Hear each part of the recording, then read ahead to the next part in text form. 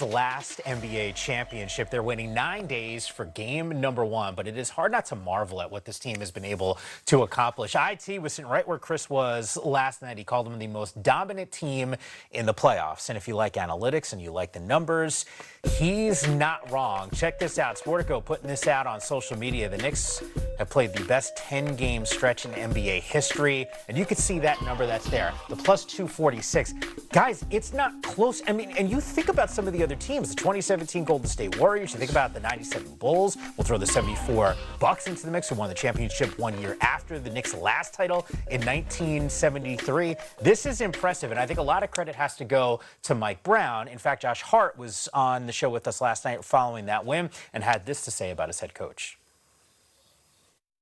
Explain to us what influence Mike Brown has had for y'all. He's someone who, you love to play for. He's someone that's going to put you in the right positions to be successful. He's willing to listen to whether other coaches or, guys on the team, us, into, what we think, we need in terms of whether that's rest, recovery, those kind of things, or, the flow of the offense, flow of the defense, stuff like that. So, he's been huge just because he's been a sounding voice and someone who's, listening to us and doesn't mind taking the back seat and, letting other guys, shine. Chris, I know you spent some time with Coach Brown. What's the most impressive thing that you've seen from this run? Well, first of all, it was a very, very tough situation to walk into. Because you're stepping into a team in the locker room where they just got to the Eastern Conference Finals and fell short. And then you're expected to come in, and the only thing that would be a successful season is getting to the NBA Finals. Yeah. And so for him to even get them in this position, first and foremost, I want to give Mike Brown props. Like, he is a really, really good friend of mine, and I'm glad to see him have some success. Now, what I did say, he had to reshape what they did, because even though they were successful doing things the way they did last season, he had to come in here and reshape some things, and he reshaped some things mid-season in putting the ball in Cat's hands, allowing him to be more of a point forward, giving it to him in the high post, allowing him to see the court and where you can see double teams coming. Yep. And that's a tough call, because you're taking the ball out of the hands of Jalen Brunson, who's used to having the ball in his hands probably 90% of the time. Yep. So huge gusty call by him, but I think we can see from the results right now it was the right call. And Rudy, there's got to be buy-in. I mean, you just talked about taking the ball out of Jalen Brunson's hands, and he's right. Yeah. And you talked about this last night on the show. There's a point in the season where Cat's a little frustrated, and he's making some comments about what his role is on this team. Yeah, like you said, it has to be buy-in. You have to trust the coach. You have to trust the situation at hand and understand the point he's trying to make. And I think the biggest thing about being a coach is relaying the message that you have to the team, and the team being receptive of it. And that doesn't always happen. I've been in locker rooms where, it'll be half and half, or maybe all in just one person. Sure. So, to have everybody buy into what you're saying, and your two star players basically buy into it, I mean, that says a lot about him, psychology. And it says a lot about the players, too, for sacrificing their roles, giving up the possessions that they will have the ball, giving up shot attempts for the betterment of the team. Because I think the whole team feels this. Because I've been saying it, regular season, I thought they were bored. Like, they just weren't playing consistent enough basketball. I thought they were bored, and they couldn't wait till they get to the postseason. Now they're here, and they've taken off. But good coaches, sometimes they just test you during the regular season. Yeah. Like, it's a test. Like, the whole regular season is a test for this kind of situation, and see what you're capable of absorbing as a team. So I think all of that, the frustration, all of that, all leads to this. Yeah. And, now he has a reason for everything he's been through. And I think Cat is very happy about his position now, what he's been able to do. And to be honest with you, I don't think anybody is lacking anything. Brunson's still shooting the same amount of shots. Cat is. Everybody's eating. It's just a good strategy. Mike, allow me to be a Scrooge for a quick moment. Because you're talking about the Knicks dominating. I understand that's your team. Talking about the Knicks dominating. And, I think I would be remiss to not say this, because I think people in the Western Conference will say, well, hey, listen, you can say, they're the most dominating team in the playoffs, but there's better competition over here in the Western Conference. So I just want to say that, because I know people will say, they will point that out. I want to make sure at least I'm the one. Can they just live for at least 9 more days? Can they just live? They got to know. Let them have it, man. Let the whole city of New York. They got here. I'm not taking anything what I away. mean? I gotta go there. I'm not trying to fade in. You see what they did to J.R. Smith? And I just saved you. Just tripling dudes. I love I just New saved York, you. man. Just Come leave it on alone now. now. It is fair. Because I don't think there's any fan in the NBA that's watched this season and says, hey, their path is more difficult than whoever comes out of the Western Conference. That's clear. That is clear. The only pushback that I would have, though, for anyone who wants to make the statement, they're not just getting by in the Eastern Conference. They are dominating these I hear you. back-to-back sweeps, I'm not taking margin of anything away victory in from these closeout games. It is wild with their. So for what it's worth, it's not just that they're getting by; they're smashing squads. They are the best team in the Eastern Conference. That's what they are. That's without a shadow of give a you doubt. that. Rudy with the clickbait for all of us right now. I give you that. They are. No, they're dominant. Look, and I know we keep making reference to this. Their tickets to the NBA Finals, Western Conference. We got a pivotal game number 5. It is the association. We are presented by Caesars Sportsbook. Rudy Gay, Chris Haynes, Mike Yam with you. You are fired up. There's Let's get to juice it. right now. The Knicks punch their tickets. I'm punching Rudy. It's Hey. all good, man. It's Okay. all good in the world. That ain't good, but We should all be fired up because we were should. treated yesterday with, well, really, the Eastern Conference Finals was great performance, especially if you're a Knicks fan, Cavs fans. We'll unpack them during the course of this offseason. But this is the highlight, right? In so many ways, we wanted to see this Western Conference Finals matchup. Not for nothing. I mean, Game 5, like, this is crucial for both of these teams. man, I'm so jacked up right now. It might be the Red Bull I drank before, or it could be the game. I don't know the which shakes. one. I got the shakes, got the pythons out. I've been in the gym. Hey. Oh yeah, brother. Oh yeah. Your head just goes down. Back to real news. Hey, listen, this is a very pivotal game right here. Game 5, OKC has home court advantage as of right now, but we've seen both squads. They are capable of winning on each other's home court. So, very pivotal game. Can't wait for the outcome. You know, I'll give you some props, too, because after game number 1, where Wemby just looked like an absolute superhero in that matchup, you said, let's pump the brakes right now, because I think there's a few of us on the set. I'll raise my hand on that one, just like, oh, my God, this is like an avalanche coming from a San Antonio perspective, but they have made this thing a series. Wemby, we'll take a closer look at his game in just a moment, but both Rudy and Chris have made reference to a pivotal game number 5. History, NBA history, when the series is tied at 2 games apiece, the winner of Game 5 has gone on to win almost 82% of the time. SGA, though, what's he going to do in handling some of that pressure, that backcourt that San Antonio has brought to the table? But in so many ways, guys, I think this series might even just come down to health. OKC's been dealing with it. J-Dub, AJ Mitchell out right now. Williams game time decision. Rudy, how difficult is that to manage? It's one thing when you go a good stretch of the season and J-Dub's not out there, but it's Mitchell who picks up the slack. Now it's both of these guys essentially playing that same spot that are banged up. Yeah, I mean, it's just a next man up mentality. I think we all know OKC to have, players and how they promote players and how, they continue to get better and better. So it's just the next person who can do it, I mean, this is a series where we haven't heard a lot from Chet. So I think, personally, if there is someone to step up, it'll be him. That's a great player to bring up at this point in time, because the OKC Thunder, they've lacked some necessary accountability and production from that center position. When I'm talking about Chet Holmgren, I know he plays center, power forward, whatever, but he hasn't played up to his level of play, the play that we saw during the regular season. So if they're going to have a chance, Third team All-NBA. 13 All-NBA too. That's a great point. And he has to be able to step his game up offensively and defensively. I mean, he was second behind Wemby in the defensive player of the year. Where's that? Yeah, Where's that so been? we need to see that guy.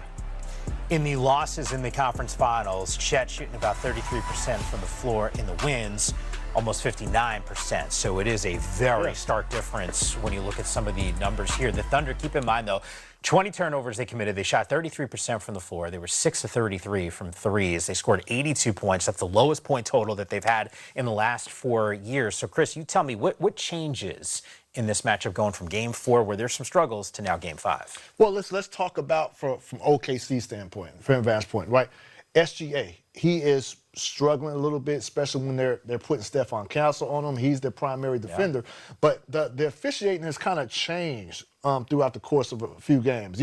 Sometimes they allow some physicality, sometimes they don't. Well, they allowed some physicality last game. Stephon Castle was able to kind of get all in SGA and kind of disrupt him. And you want to be a pest for SGA and tire him out before he even gets to half court. and they're doing that. They're sending blitzes his way, and so OKC is going to have to be able to free him up to get him more chances, opportunities to succeed on offensive end. Now, for San Antonio, they go as Wemby goes. Sure. And Wemby, if his 3 ball is hitting, great. But if it's not, I want to see him get in the paint. Go get some offensive rebounds, go get some putbacks. Because when he's not scoring, this 9 times out of 10, nobody else is really scoring at an alarming rate. So he's going to have to be efficient and keep his other guys involved. Yeah. Rudy, I felt like we talked about this after game number 4. San Antonio looked like a desperate basketball team. Like they just wanted it. Especially on the defensive side. Chris made reference to Wemby, who was great in game number 1, really good in game number 4. What gives in this match? Because it does feel like both of these teams, I gave the stat before, game 5 winner when it's tied at 2 goes on to win 82% of the time. Who needs it more? I think OKC needs it more, being that they're away. This is a game they have to get if they want to have a chance to win this. Go into the championship or even winning the championship. Being at home, OKC is more comfortable sleeping in their own beds. But when you travel to this city, you have to have a mindset of we're not leaving here without a win. Yeah. To make it easier on ourselves. So I say it's a lot of pressure on them, but they come from a pedigree of a lot of people. You see who supports them there. A lot of people, mild-mannered people that just go out there and just play the game the right way. So I'm sure a lot of those people were in practice and trying to prepare them for this, because this is probably, like you said earlier, probably the biggest, well, I think Pete said it in my ear. This is probably the biggest game of the season, period. Not any team. And it's in OKC. So, it's gonna be tough. Is that according to you or according to Pete? Huh? Is that according to you or according Who's to Pete? Pete? Who'd you say? Pete was it? Peach. Peach. Oh, okay, Peach. Okay, whatever. Peach dropped it in our meeting. He says the biggest game of the year. I corrected him and I said, no, last night the New York Knicks punching their ticket to the NBA Finals. That was the biggest game of the year. But at least right now, of what's remaining, this one is certainly going to be huge. What I found fascinating, too, because De'Aaron Fox, after the Game 4 win, it hits the podium, and we've done so many press conferences. And by the way, when Game 5 is done, we got you covered here on NBA TV. And I haven't heard this spoken so far in this offseason. He said we contested 91% of their shots. The fact that a player hits the podium, is talking about defense, and knew that number, to me screams like there was a concerted effort from San Antonio to make sure things were really difficult for OKC. Yeah, I mean, this is a organization that really, really is into the details of basketball. Like, those are the little things. Obviously, getting out there, that's a lot of effort. That shows effort. To contest that many shots means people weren't just waving off. They were always in rotation. They were going out there, making an extra effort to get a hand in people's face. And that just shows effort, and we saw that. And hopefully they continue to do that, because it's going to make it tough for OKC. And that shows you, just, again, to speak to that number of contested 91% of the shots, they're sometimes sending doubles and blitzes SGA's way, which means when SGA gets off the ball, it has to be quick rotation. And that just shows you that guys are rotating swiftly, getting out and getting their hands in their face, and it's a complete team effort on the defensive end for the Spurs. Chris, how important that OKC bench? I think about McCain, I think about Jalen Williams, those two guys. It's like 2 of 17 combined from the floor. If they can't figure out some other ways to generate some offense, I don't know how they take out a team like San Antonio that seems not only bringing defensive energy, but has some different ways to score against you. Yeah, I mean, the good thing about it is, look, they are at home, right? Yeah. So role players are going to play better at home. But the other thing is, they've beaten twice already. So they know what they need to do to win. And Alex Caruso is a guy who was playing like a star a couple of games ago. And you expect him to play better as well. So the thing about both teams is, like, they're not going to get too down or too low, because they do believe that they can beat one another, and they've done it on each other's floor. So there's not any pressing going on. But what I will say, and I will echo Rudy's sentiment, the pressure is squarely more so on OKC right now, because, again, they're at home. Yeah. It's Game 5. If they leave down 3-2 going back to San Antonio, that is not a good feeling against this Spurs squad. Yeah, once again, I think we spent 3/4 of the season wanting to get this matchup. I'm just curious, because you spend so much time talking to people around the league. What are they saying through these first 4 games about this series? This is what everyone expected. That's the talk going around. And I remember, guys, I said this I want to say the first month of the season, which would have been the first month of our show. And it was staggering to me to hear this. And I was talking to assistant coaches from the Spurs, and they were telling me they believe they can do something now. Yeah. And I'm like, what? What are you talking about? Like, okay, Wemby's a cool story. I'm like, all right, cool. You get Fox, back for a whole season. They were saying that the first month. It was like, man, Wemby is different. And then over time, we started really seeing that. We saw at the All-Star weekend, at the break, how the stars really galvanized around him. And I was like, and then we seen them pretty much dominate OKC through the course of the regular season. And so we knew it was going to get down to this. We knew they were going to be the last two teams standing in the Western Conference. And it's not a surprise that this series has the potential to go the distance. Yeah. I think we know now that they're ready, but I think it started with the acquisition of Chris Paul last year. I'll let you know great point, right Rudy. there Great point. that they wanted to win now.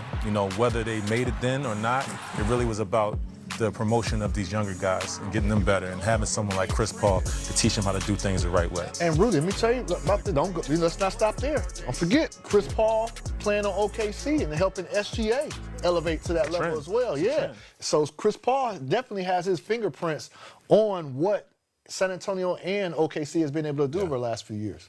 We spend time talking about the Eastern Conference and it being wide open. You don't want to give up on your opportunity. I'm just saying this from a fan's perspective, and now you're watching the game, you're hanging out with us here on the association. Do you say to yourself, if you are any team in the West other than San Antonio, any team in the NBA other than San Antonio, my God, like Wemby's got an opportunity to sort of like dominate. The San Antonio team's got pieces to sort of dominate.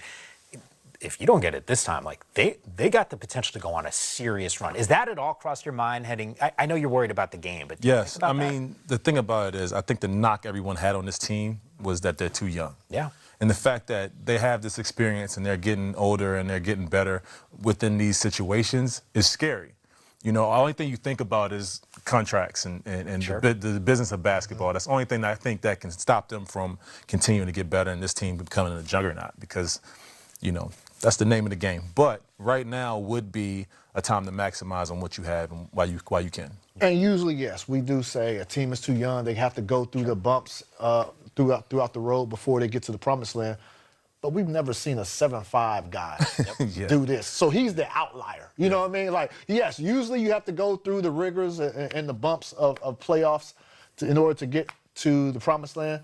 But if you got a 7'5" guy who can play like a guard and who can block 10 shots a game, that's the outlier. Guard on offense. Yeah, it's a dominant defender. It's yeah, man. You never seen it. I guess I didn't drink enough milk or enough vegetables. You're not the only one, buddy. I'm telling you, I'm still waiting on my growth spurt.